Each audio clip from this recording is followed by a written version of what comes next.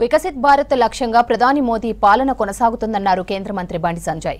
దేశం ఐక్యంగా లేకుంటే పాకిస్తాన్, బంగ్లాదేశ్ లాంటి దేశాలు అశాంతికి కుట్రలు చేస్తాయన్నారు. రాజన్న సిరిసిల్ల జిల్లా కేంద్రంలో జరిగిన యూనిటీ మార్చ్ కార్యక్రమంలో పాల్గొన్నారు. సర్దార్ వల్లభాయ్ పటేల్ కృషితోనే తెలంగాణ దేశంలో విలీనమైందన్నారు. కార్యక్రమంలో ఎమ్మెల్సీ అంజిరెడ్డి పాల్గొన్నారు. రాబోయే తరాలు మర్చిపోతున్న ఉద్దేశంతోనే కేంద్రంలోని నరేంద్ర మోడీ గారి ప్రభుత్వం దేశవ్యాప్తంగా అధికారికంగా ఈ యూనిటీ మార్చ్ ను నిర్వహిస్తున్నాం. అనేక కార్యక్రమాలు నిర్వహిస్తున్నాం. మనం దానివల్ల దేశవ్యాప్తంగా నిర్వహిస్తున్నాం. మనం భారతదేశ ఐక్యతను తెలుసుకున్నాం. వాళ్ళ కుటుంబం ఉంటుంది. ఎగ్జాంపుల్ చెప్పండి, ఒక కుటుంబంలో ఉన్నటువంటి ఆ విభేదాలను మన పక్కనున్న వాళ్ళు ఏం చేస్తారు, దానికి అనుకూలంగా మార్చుకొని దాన్ని ఇంకా పెంచే ప్రయత్నం చేస్తారు. వాళ్ళకు అనుకూలంగా మార్చుకొని కుటుంబాన్ని విభజించే ప్రయత్నం చేస్తారు.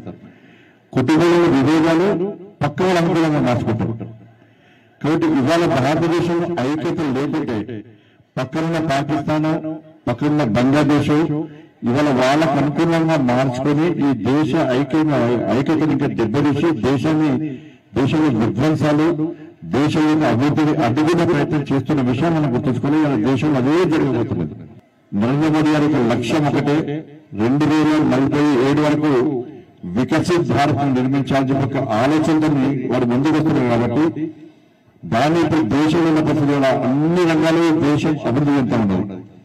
ఆర్థిక రంగంలో కానీ, టెక్నాలజీ విషయంలో కానీ, అభివృద్ధి విషయంలో కానీ ఈ దేశం అభివృద్ధి చెందుతుంది. కాబట్టి పక్కనున్న దేశాలు దాన్ని ఓడలేక, దాన్ని జీర్ణించుకోలేక ఈ దేశంలో అంతర్గత భద్రతా విషయంలో విభేదాలు సృష్టించి అంతర్గత భద్రతా విషయంలో శాంతి భద్రత సమస్యలు సృష్టించే ప్రయత్నం చేస్తున్న విషయాన్ని మనం గుర్తించాల్సిన అవసరం. మన ఢిల్లీలో బాంబర్స్ కానీ, దేశంలో జరుగుతున్న పరిణామాలు కానీ వీటన్నిటికీ కారణం పక్కకున్న పాకిస్తాన్ దేశం.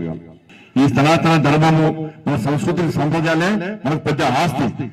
వాటిని పూర్తిగా తీసుకోవడం మనం ముందు పోతున్నాం. ఇవాళ అవి లేకుంటే మన దేశం ఎక్కడిది, మనం ఎక్కడిది.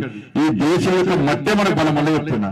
ఈ దేశంలో హిందూ సనాతన ధర్మంలో మనకు బలం, ఈ దేశంలోని సంస్కృతి సంప్రదాయాలే మనకు బలం. వాటి వలనే ఈ దేశంలో ప్రజలకు ఐక్యత వస్తున్నది. ఈ దేశం సంఘటితం ముందు పోతున్నది. ఇలా పాకిస్తాన్ అనే దేశాలు వస్తూ కూడా అందరం ఏకతాటిపై వస్తున్నారు. ఇవాళ ఆపరేషన్ సింధూర్ మనం మర్చిపోదు.